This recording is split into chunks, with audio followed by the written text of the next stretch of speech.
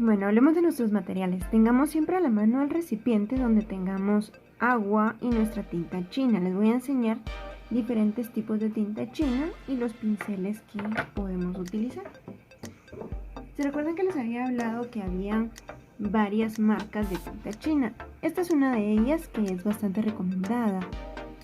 Lo que tiene esta tinta china es que perdura un poquito más que las demás. También podemos usar la tinta china como la Pelican, que es bastante buena, es un poquito más económica, y para los primeros ejercicios que estamos realizando, que son para adaptarnos, está bastante bien que utilicemos este tipo de tinta. Hay otras tintas que son también un poquito más fluidas. Esta es una muy buena marca de tinta china.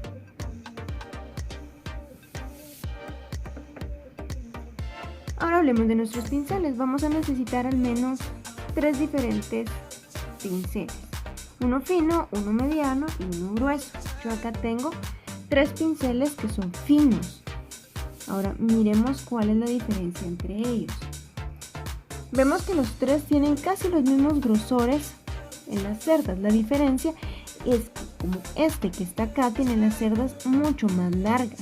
Entonces cuando nosotros lo llenemos de tinta, va a permanecer por mucho más tiempo durante el papel. Entonces, si nosotros hacemos un trazo de acá para acá, no se nos va a acabar la tinta. En cambio, con un pincel como estos, que son pequeñitos, es para trazos más cortos, porque probablemente la tinta se nos va a acabar casi en medio. Esa es la diferencia de estos pinceles que tenemos. Vamos a ver cómo funciona este pincel, que es de cerdas cortas. Cuando es un pincel nuevo, tenemos que tratar de aflojarlo un poquito antes de empezar. Movemos acá las cerdas y luego lo humedecemos un poquito.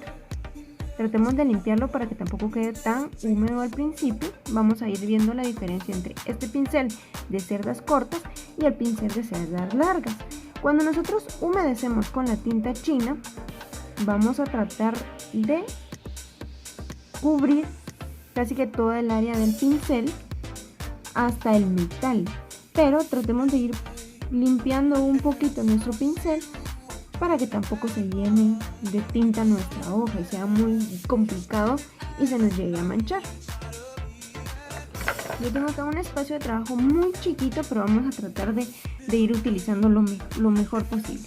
Si nosotros no ponemos mucha presión sobre el pincel, vamos a ver cómo hace líneas muy delgaditas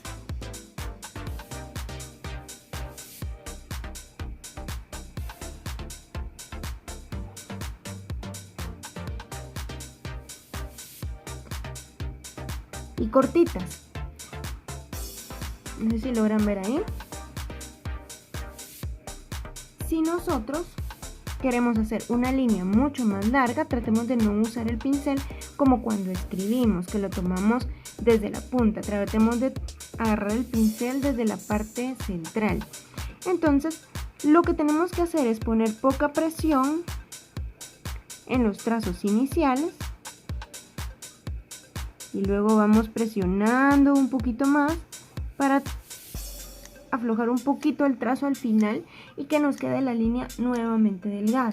Entonces vamos a hacer varios ejercicios para dominar el pincel, porque al principio es muy complicado, es un poquito más complicado que el rapidógrafo, que los materiales que hemos utilizado como estos. La tinta que tienen estos marcadores, rapidógrafos o estilógrafos, es tinta china. Entonces podemos usar perfectamente la tinta china que tienen estos marcadores. Pues vamos a seguir haciendo el ejercicio en donde presionemos muy poquito al principio y luego vamos a hacer bastante presión y vamos a aflojar un poquito la presión del pincel en la parte de acá para tener líneas de lo delgado a lo grueso en la parte del centro y nuevamente delgado. Nosotros, si hacemos poca presión, podemos obtener líneas que sean muy similares entre sí. Entonces lo que vamos a jugar es ese jueguito de poner poca presión, bastante presión y soltamos otra vez para tener poca presión. Entonces vamos a hacer este tipo de ejercicios para aflojar un poquito la mano y el pincel. Quiero que probemos también este otro tipo de pincel, que es el que tiene las cerdas más largas. Entonces, ¿qué hacemos? Nuevamente, si es nuevo, vamos a aflojar las cerdas, vamos a humedecerlas. Vamos a acercarlo para que miremos nuevamente. Venimos, humedecemos las cerdas,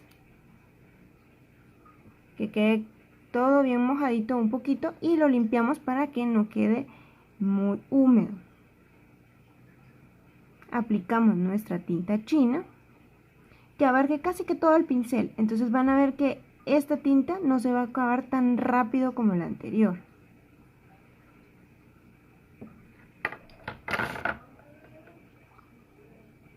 Entonces,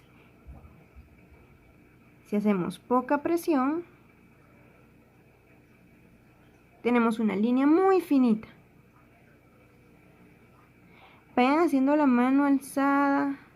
Yo tengo acá un espacio bien pequeñito donde estoy trabajando.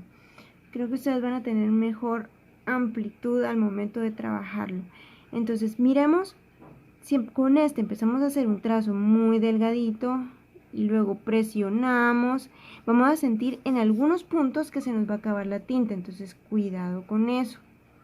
Traten de rellenarlo bien, y si sienten que se les va a acabar la tinta, terminen en un área en donde esté grueso el acabado, porque si está grueso podemos volver a rellenar de tinta, que no hay problema. Venimos acá nuevamente, cubrimos y no hay ningún problema. Ahora,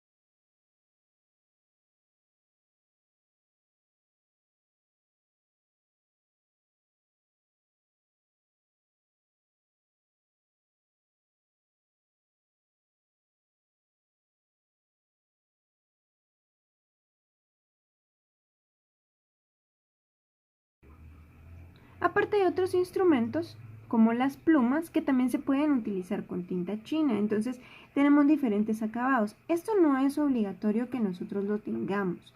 Si tienen una ya en casa, que tal vez sus papás tienen una pluma o de casualidad ya tienen una porque les gusta escribir con la pluma, para hacer dibujos también podemos utilizarla y nos da diferentes acabados.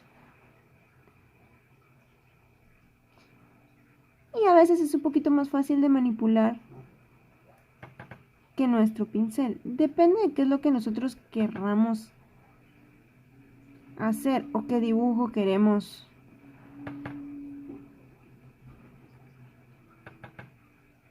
nosotros, el acabado que querramos en el dibujo. Este tipo de instrumentos lo que tiene es que se acaba un poquito más rápido la tinta. Entonces a cada ratito tenemos que estarla llenando.